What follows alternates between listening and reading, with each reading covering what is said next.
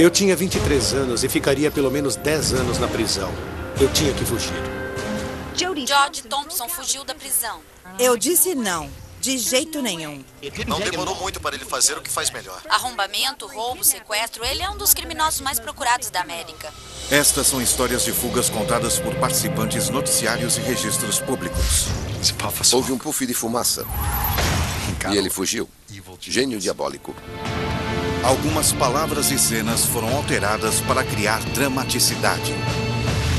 Agora a polícia quer esse homem de todo jeito. Se eles me querem tanto, terão que me pegar primeiro. Eles vão derrubar a porta e eu não quero ser morto. Grandes Fugas. Episódio 5. Penitenciária de Carson City.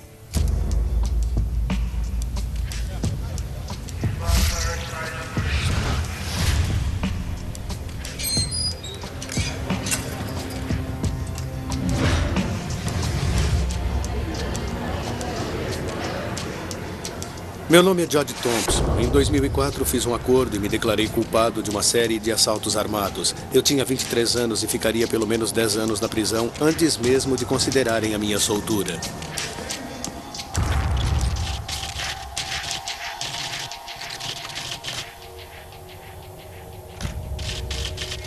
Minha primeira sentença foi no Centro de Detenção Juvenil com 17 anos. E desde então, sempre estive encrencado.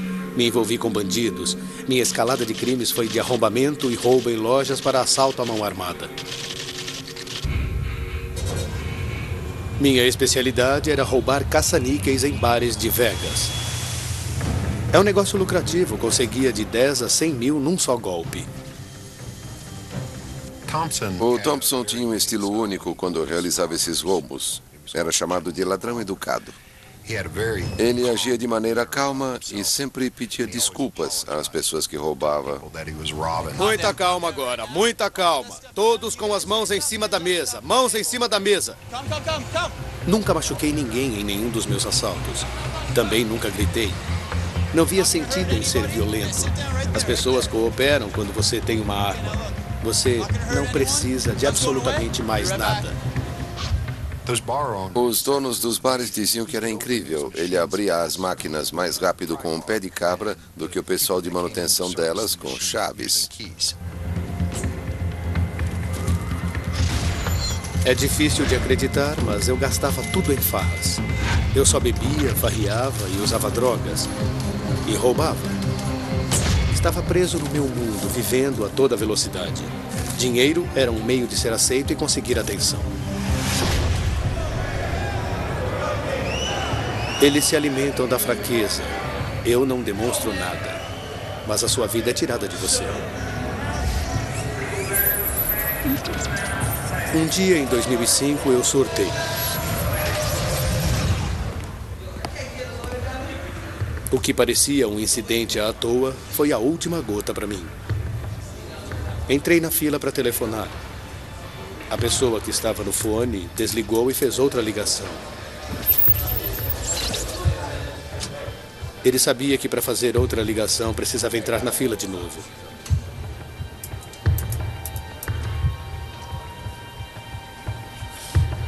Então o encarei. Ele precisava aprender a ter respeito.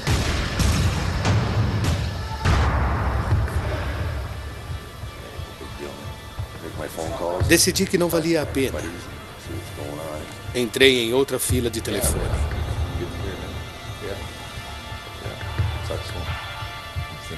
Eu estava muito irritado. Então abri os olhos e ele ainda estava olhando para mim.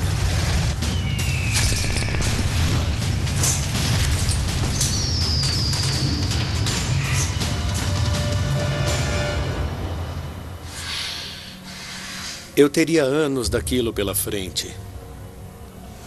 Não conseguiria aguentar. Precisava sair de lá.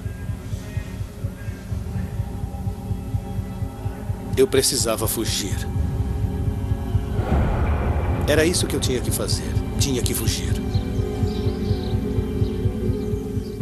Antes de 2005, não houve nenhuma fuga da penitenciária do norte de Nevada durante anos. Um detento teria de passar por 2 barreiras de cerca. Há torres, equipamento de vigilância, patrulhas no perímetro e agentes penitenciários altamente treinados. Eu já tinha algumas ideias. Sabia que teria mais depois de mentalmente destrinchar a segurança da prisão. Eu precisava ter paciência e esperar por uma oportunidade segura e racional, mas também estar preparado para os riscos.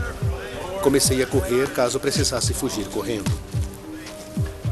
Corria pelo menos 4 vezes por semana. Cheguei ao ponto de correr 2 horas direto.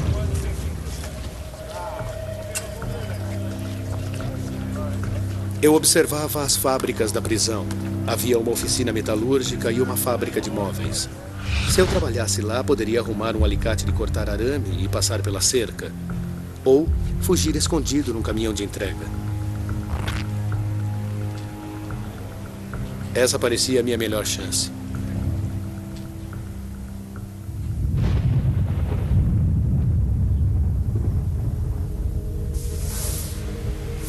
Falei com gente conhecida que trabalhava lá. Não gostei muito das respostas.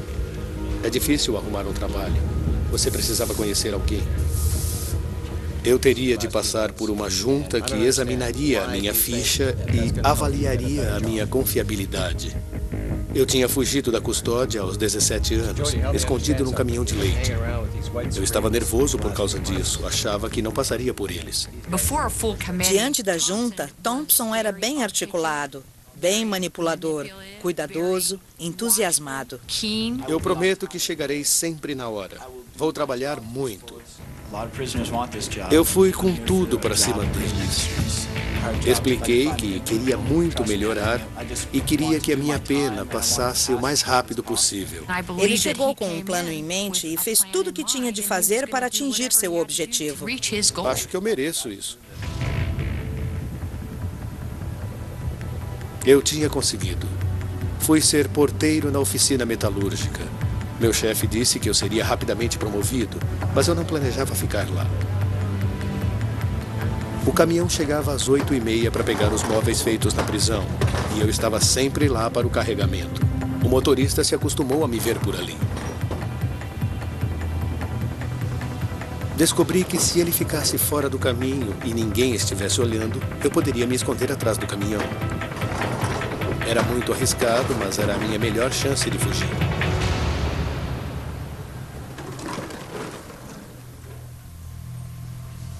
Vi uma caixa de ferramentas. Se pudesse arrombá-la, teria todas as ferramentas, chave de fenda, alicate, etc., para fugir do caminhão. Tomei cuidado para não ser visto examinando essas coisas. Qualquer suspeita e eu estaria na solitária. Enquanto o motorista fechava a porta, mentalizei o caminhão. O setor de carga tinha 2 portas, uma lateral e uma na traseira, que era fechada por uma tranca externa.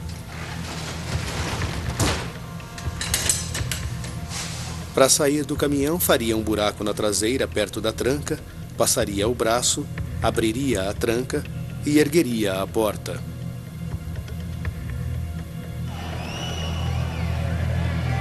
Tinha de manter o meu plano em segredo. Só tem dedo duro na prisão. O que eu mais precisava era de um celular para combinar quem iria me pegar depois que fugisse e onde eu iria ficar. Espalhei no refeitório que pagaria bem por um celular e fiquei esperando aparecer um. No fim, o celular apareceu de uma fonte mais surpreendente. Comecei a paquerar uma funcionária da prisão e ficamos íntimos. No fim, ela me arrumou um celular. Não posso falar mais nada. Tenho uma regra de vida e ela já sofreu o bastante.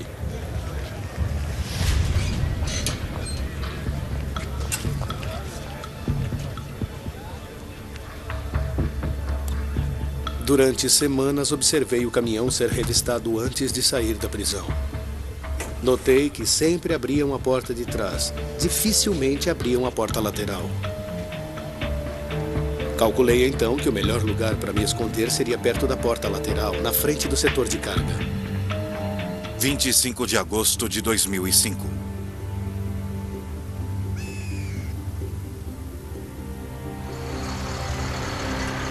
Às 8 horas da manhã, o caminhão chegou e começamos a carregar os móveis. Entrei no caminhão primeiro para acomodar tudo. A primeira escrivaninha foi carregada. Pela fatura, o móvel ia para Lovelock, a 90 minutos da prisão. Eu teria bastante tempo para sair do caminhão antes da primeira entrega. Empurrei a escrivaninha quase até a frente.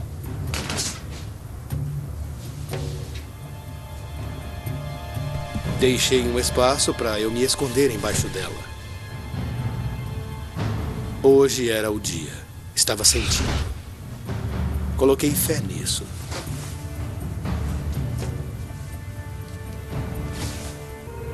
Eu já tinha um espaço para me esconder. Terminamos o carregamento e o motorista foi falar com alguém. Saímos juntos. Eu fui na direção da oficina metalúrgica e os outros foram para o escritório.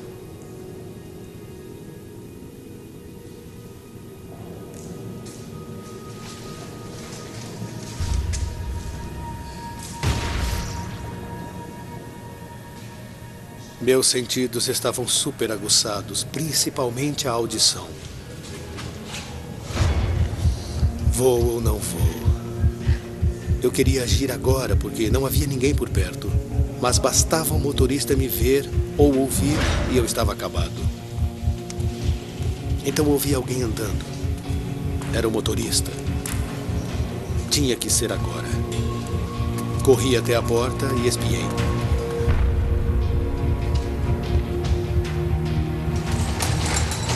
Geralmente, ele dirigia até o portão com a porta aberta. Precisava que ele a deixasse aberta.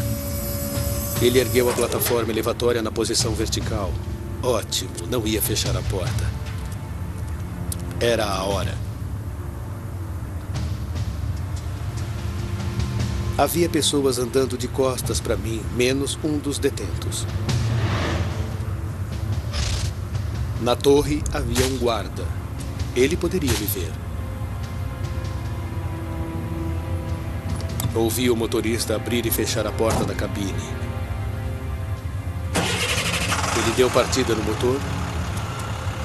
O detento que vinha na minha direção estava ocupado falando com alguém. Este era o momento. Era agora ou nunca. Não haveria chance melhor. Então, eu aproveitei.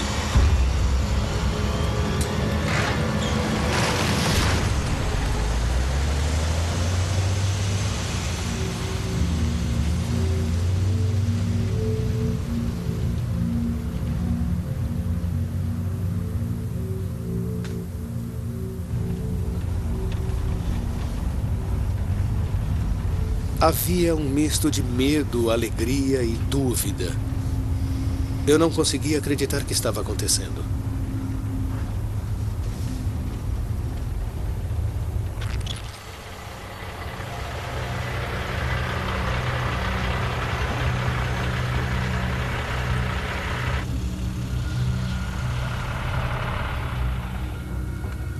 Se o guarda seguisse a rotina dele e só inspecionasse a porta de trás, eu estaria bem. Se ele abrisse a porta lateral, era o meu fim. Ele abriu o capô do motor.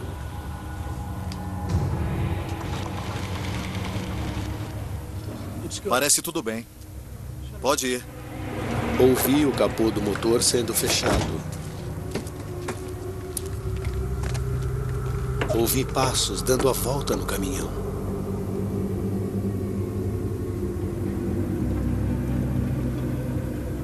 Será que ele ia abrir a porta lateral? Ele nunca fez isso antes.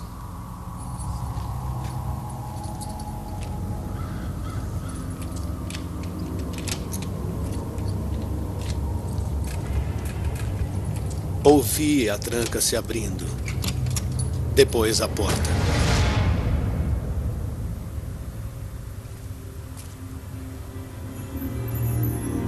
Eu podia ver a cara do guarda. Ele estava a 2 metros de mim. Eu já estava esperando ele dizer: "Saia daí, Sr. Thompson." Eu gritava internamente. Se eu posso vê-lo, ele pode me ver. Minha única esperança era que estava escuro lá dentro e o cobertor que cobria o móvel estivesse me escondendo. Então o ouvi perguntando ao motorista. Estava vendo enquanto carregavam? Sim, claro. Prendi a respiração. E finalmente ele disse que podia ir embora. E então fechou a porta.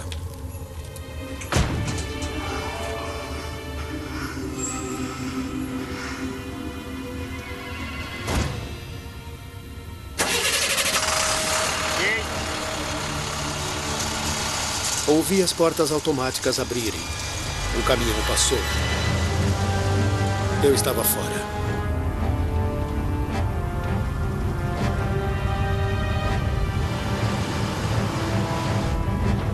Senti o caminhão virando. Estávamos em frente da prisão. Agora deveríamos estar na estrada. O caminhão acelerou. Sim, estávamos na estrada. Eu ainda teria que fugir do caminhão. Então pensei, será que começo a agir agora ou espero? Deixei passar 10 minutos e saí do meu esconderijo. A caixa de ferramentas estava bem na minha frente. Comecei a arrombá-la.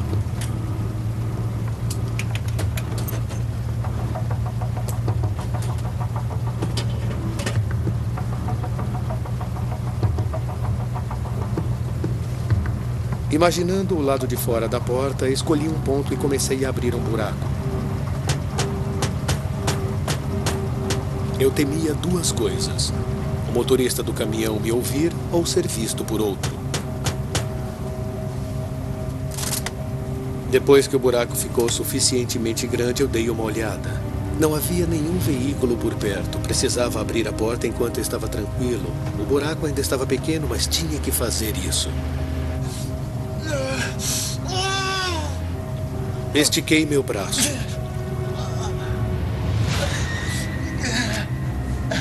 A tranca devia estar logo ali.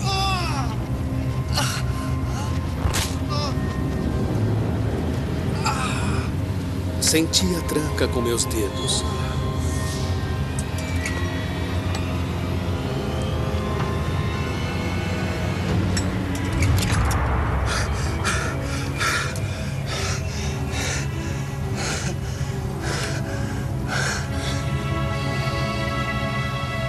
E finalmente eu estava livre.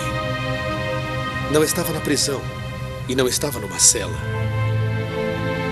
Estava realmente livre.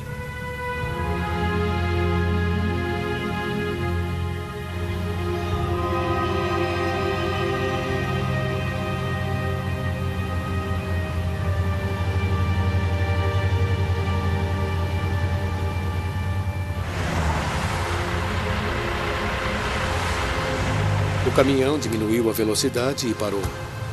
Estávamos num posto de gasolina. Espiei e vi o motorista entrando. Decidi que aquela era a minha chance. Tinha de fugir da estrada movimentada, me esconder no deserto e ligar para um amigo vir me pegar. Vi uma estrada de terra, mas tinha de passar na frente da loja para chegar até ela.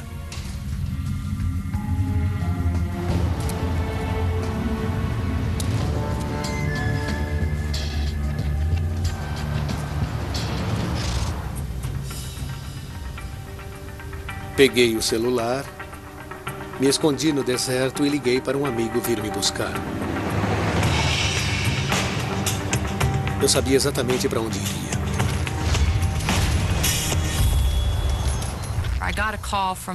Um outro supervisor me ligou e ele disse que houve uma fuga.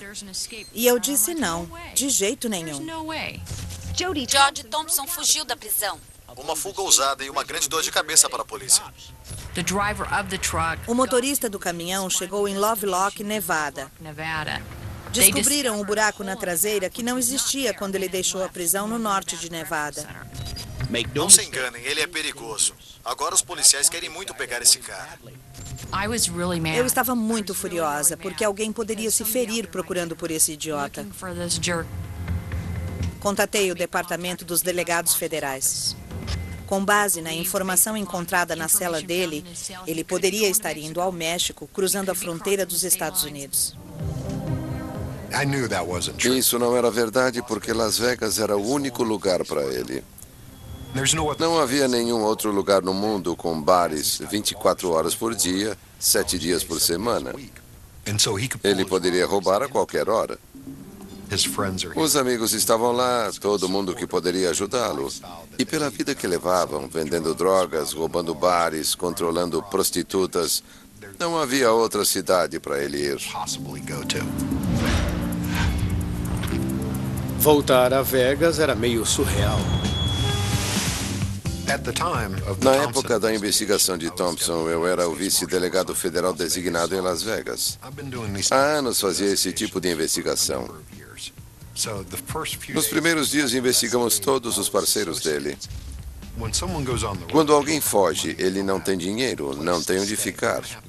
Ele iria procurar pessoas que conhece e confia. Pessoas que o escondessem, que arrumassem dinheiro, drogas, uma arma. Todos os amigos e parceiros de Thompson eram criminosos. Gente que mexe com drogas, prostituição, roubo com arma. Mas no fim ele não teria mais onde se esconder. E nós o pegaríamos. 2 de setembro de 2005.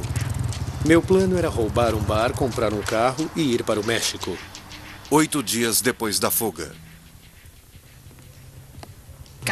Um cara entrou com capacete, mochila, luvas. Não era nada incomum porque muitos motociclistas frequentavam o bar. Ele só queria o café da manhã. Eu me virei para pegar o cardápio e quando voltei, lá estava a arma. Fique calma, erga as mãos. Ele tinha olhos assustadores. Nunca vou me esquecer daqueles olhos. E ele disse: Não me irrite e eu não vou machucar você. E eu não volto para te machucar. Ele mandou eu erguer as mãos, sair do balcão e sentar numa mesa. Fique calma. Tem mais alguém aqui? Eu estava bem até aquele momento, então eu lembrei que Connie estava nos fundos e que ela já tinha sofrido um ataque do coração. E ela era uma segunda mãe para mim. Quer que eu guarde a arma? Então eu comecei a chorar. Não queria que acontecesse alguma coisa a ela na minha frente. Eu ficaria arrasada. Estou guardando a arma. Vai ficar tudo bem. Ela saiu do banheiro, ele se virou, olhou para a gente e disse que não gostava de fazer aquilo, mas tinha de fazer. Ele sabia exatamente o que fazia, arrombou todas as máquinas e tirou o dinheiro. Foi incrível, simplesmente incrível.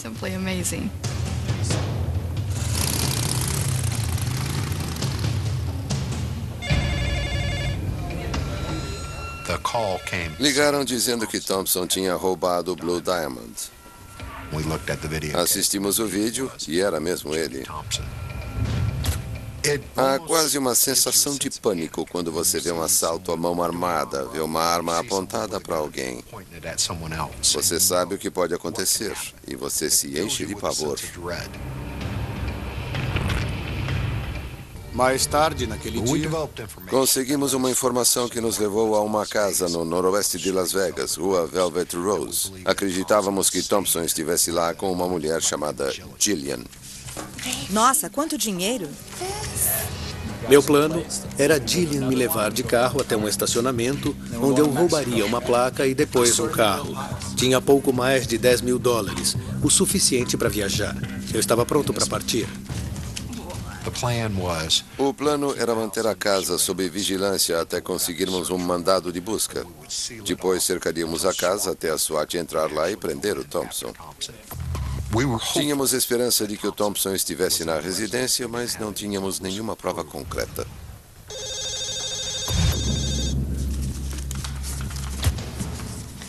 Alô?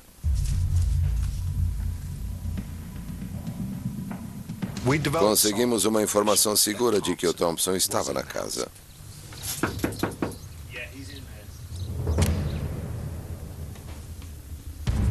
A linha ficou muda. Tive um mau pressentimento. Minha intuição dizia que tinha sido a polícia. A porta da garagem abriu e um utilitário saiu ocupado por uma mulher. Ela estava sozinha e deduzimos que devia ser a tal da Gillian.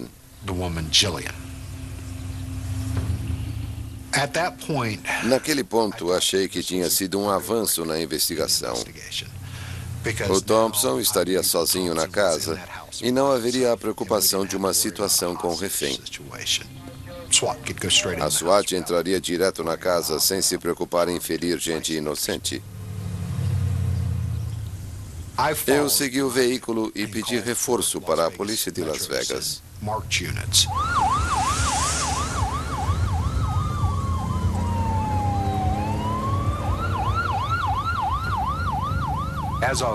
Quando me aproximei do veículo, Sai da direção! Não! o Thompson apareceu no meio dos bancos, empurrou a Gillian para fora, tomou a direção e fugiu.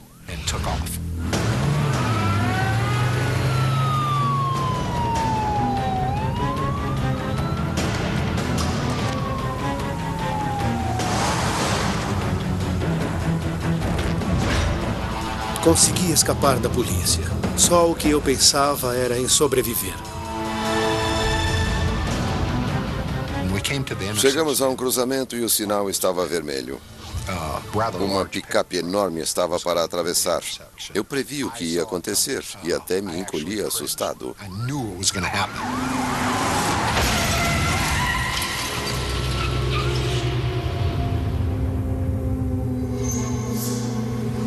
O momento do impacto parecia acontecer em câmera lenta. Tinha de me manter consciente, não importava como.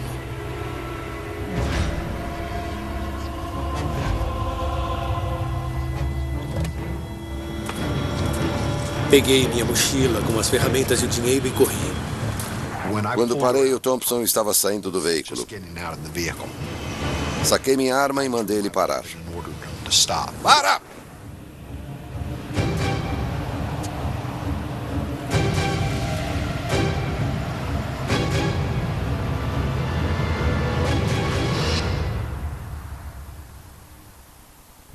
Quando você aponta uma arma para alguém, é assustador. Às vezes a pessoa olha para o cano da sua arma e às vezes ela dá uma piscada. São reações diferentes, geralmente associadas ao medo. O Thompson olhou para mim e não exibiu nenhuma dessas reações, nem piscou.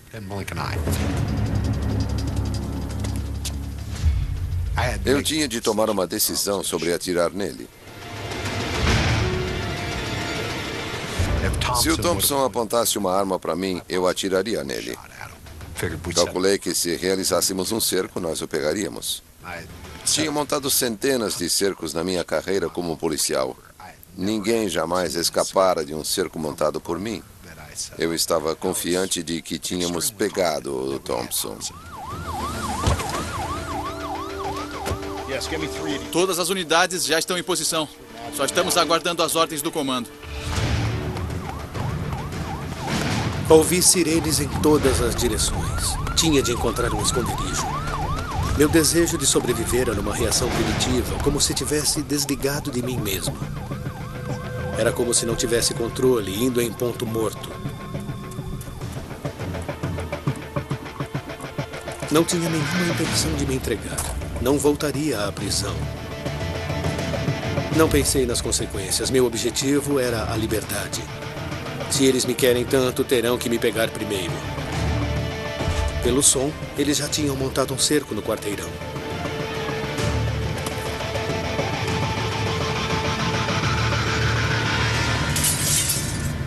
Não se mexam! As chaves do carro! Largue esse telefone! Desligue já! Desligue o telefone!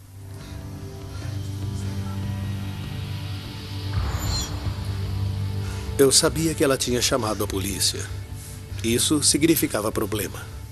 Era apenas uma questão de tempo para somar em 2 mais 2. Onde estão as chaves? Atrás de você. Onde está o carro? Na garagem. A porta está no fim do corredor. Pegue o carro e vá embora.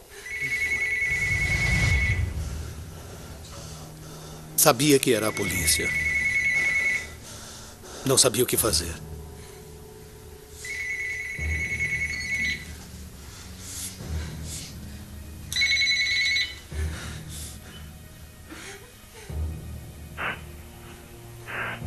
Alô? Aqui é a polícia. O que está acontecendo aí? Foi só uma briga. Cale a boca. Eu mandei calar a boca. Cale essa boca. Senti emoção naquela hora. Por um momento me senti tocado, mas tinha que sair de lá o mais rápido possível. Me levem até a garagem. Entrei no carro, disse para fecharem a porta da garagem depois que eu saísse.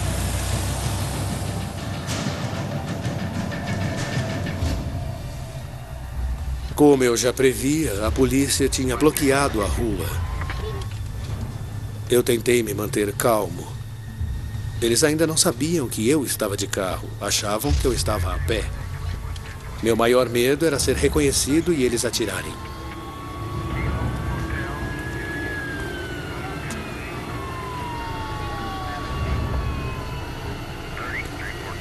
Um policial olhou diretamente para mim.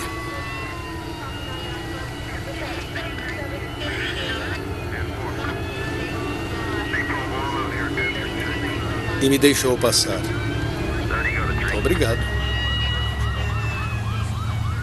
Eles achavam que eu estava escondido em algum quintal. Quando o casal chamou a polícia, eu estava bem longe. Os policiais chegaram e contaram o que o Thompson fez, que ele tinha fugido. Tive vontade de vomitar. Você fica mal quando algo assim acontece. Culpa-se por ter feito a coisa errada. Pega pesado, leva para o lado pessoal.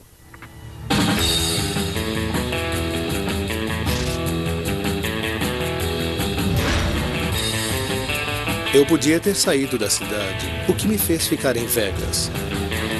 Conheci a Patrícia, com quem nunca tive ligação e que desconhecia meu passado. A gente se deu bem. Ele disse que se chamava James, que todos o chamavam assim, mas que o verdadeiro nome dele era Chase Erickson. Ele era muito sexy, realmente muito bonito, e a gente se apaixonou na hora. Fiquei na moita por um tempo, como dizemos. Parei de roubar bares e cortei relações com todos os que eu conhecia em Vegas. Ele não queria que eu assistisse os noticiários. Isso era muito suspeito. Ele assistia o noticiário. Assim que eu entrava na sala, ele mudava o canal. Eu achava que ele estava vendo algum pornô.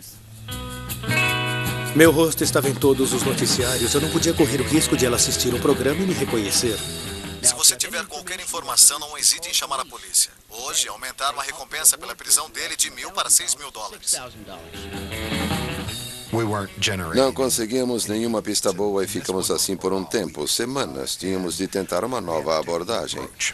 Então apelamos aos mais procurados da América para retratar o caso. Assim que o episódio foi ao ar, as ligações começaram. 3 meses depois da fuga, um telefonema anônimo para os delegados federais apontou o esconderijo de George Thompson. Brent, quando recebemos a informação que nos levou ao Thompson, tive a certeza de que o informante sabia onde o Thompson estava naquele exato momento. Era importante encontrarmos o informante em pessoa. Há uma grande excitação quando alguém traz uma boa informação. Você fica realmente animado. Depois de meses falando que bastava uma boa informação, bastava uma boa dica para pegá-lo. Quando você descobre que essa era a pista que você esperou durante meses, aí não quer errar. Um telefonema anônimo ao delegado federal indicou onde o fugitivo George Thompson estava em Las Vegas. Eu estava confiante de que o informante sabia o que estava falando, que o Thompson estava naquele lugar, naquele exato momento. Central, já estamos em posição. Só estamos aguardando as ordens do comando.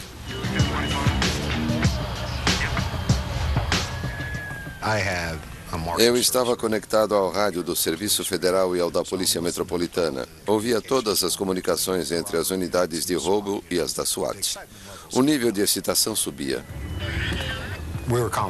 Estávamos confiantes de que o Thompson não escaparia do cerco. Aprendemos a lição da última vez.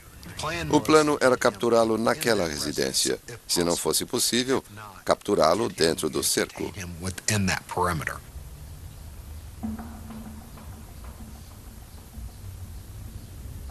Naquela manhã, Patrícia tinha acabado de sair para comprar comida quando me ligou.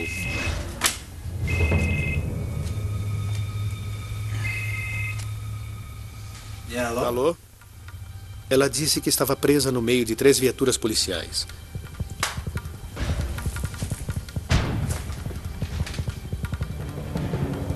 Espiei pela janela.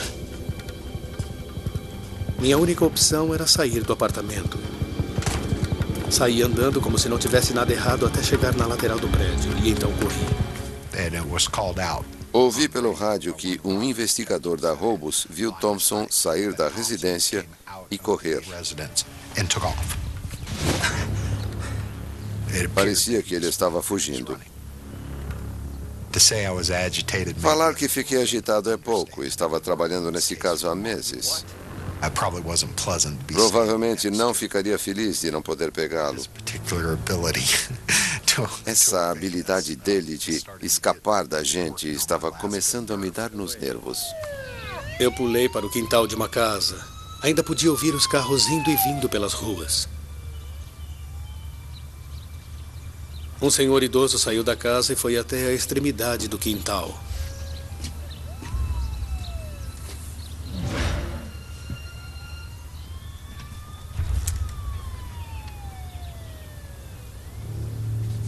Tá tudo bem, não se mexa, eu não vou machucar ninguém. Fique aqui quietinho, fique sentado. Vai ficar tudo bem, entre logo, sente-se aí. Sente-se, põe as mãos sobre a mesa. Vamos, rápido. Eu disse a eles que só queria um lugar para ficar esperando. Eu podia ver os policiais andando em frente da casa. Podia ouvir o helicóptero no alto.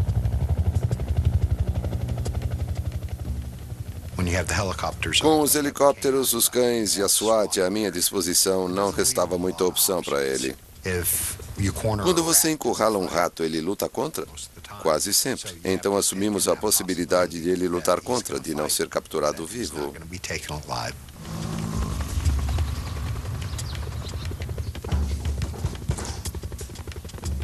Ouvi baterem na porta.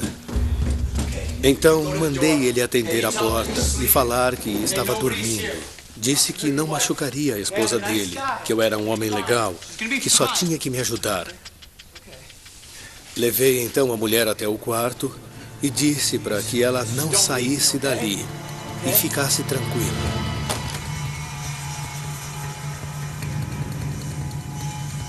Me escondi no closet.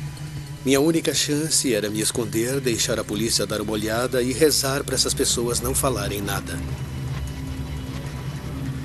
Era muita coisa para pedir, mas era tudo o que eu podia fazer. A mulher começou a levantar da cama. Eu podia tê-la agarrado antes que chegasse à porta, mas não fiz nada.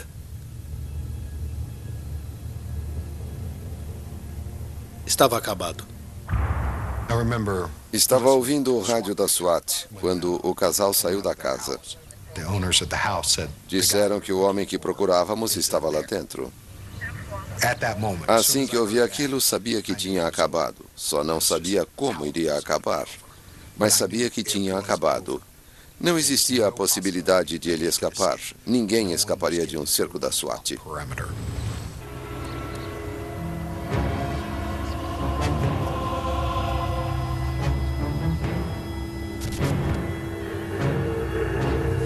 Saí do closet, me arrastei no chão da cozinha e espiei pela janela.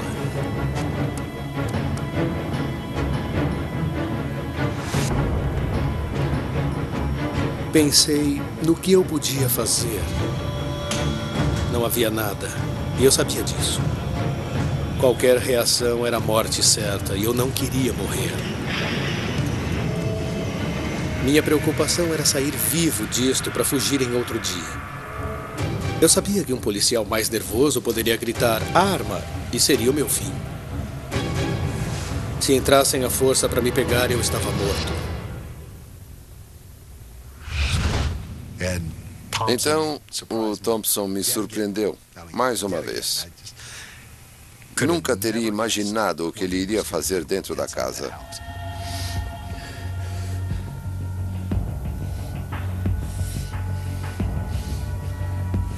A imagem mais forte na minha cabeça era o meu corpo cheio de balas. Imaginei eles invadindo a casa, atirando em mim. Sabia que seria morto se entrassem à força. Ele ligou para a polícia pelo telefone da casa e deixou a linha aberta. Assim, tudo o que acontecesse na casa seria gravado. Se a SWAT entrasse e ele dissesse que iria se entregar, estaria sendo gravado. E a equipe da SWAT sabia que estaria sendo gravada. Por favor, diga aos policiais que eu estou deitado no chão da cozinha com as mãos na cabeça. Está deitado na cozinha? Meu nome é George Thompson. Eles sabem onde estou. Qual é o endereço? Eu não sei. Eles vão entrar.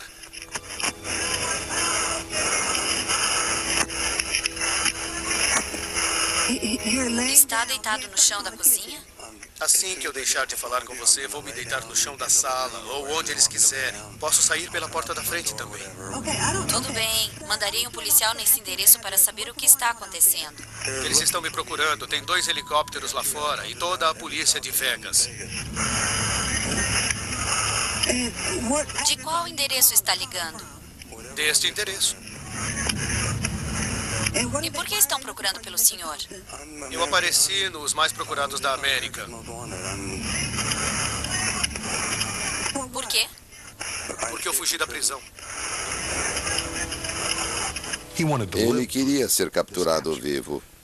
Então fez aquilo para se proteger, para sobreviver. Eles estão prontos para derrubar a porta e eu não quero ser morto. Só um segundo.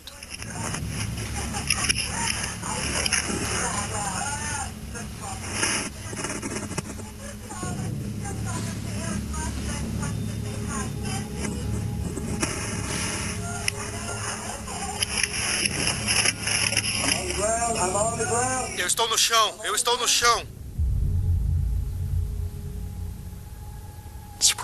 Fiquei novamente surpreso com a calma em que ele pensou naquilo. Ele ligou para a polícia e largou o telefone. Incrível. Já está sob custódia. A capacidade dele de pensar rapidamente, a calma dele durante cada situação. Sua habilidade de raciocinar e permanecer calmo. Nunca enfrentei nada parecido. Mas era um contra muitos. No fim, levaríamos a melhor. Ele seria caçado e capturado. Nunca pararíamos de procurar por ele. Tínhamos todos os recursos à nossa disposição. Ninguém consegue fugir eternamente e ele sabia disso. Sabia que no fim seria capturado e foi mesmo. No total, George Thompson passou 97 dias em fuga. Eu me apaixonei pelo George e ainda o amo. Em todo o tempo que passamos juntos, ele sempre me respeitou muito. George Thompson disse a Patrícia que a amava e ela respondeu, obrigando Meirinho a acompanhá-la para fora do tribunal. Não importa o que eu ouça da mídia ou das pessoas, meus sentimentos por ele nunca vão mudar. O Sr. Thompson é um risco de fuga e será tratado como tal. Ele ficará preso sem direito à fiança. Foi uma mistura de tristeza, medo e alívio. Apesar da tristeza e medo de voltar para a prisão, fiquei aliviado com o fim da provação. Mas ainda tenho esperança. Ainda sinto que vou fugir de novo. Ainda não estou pronto para desistir.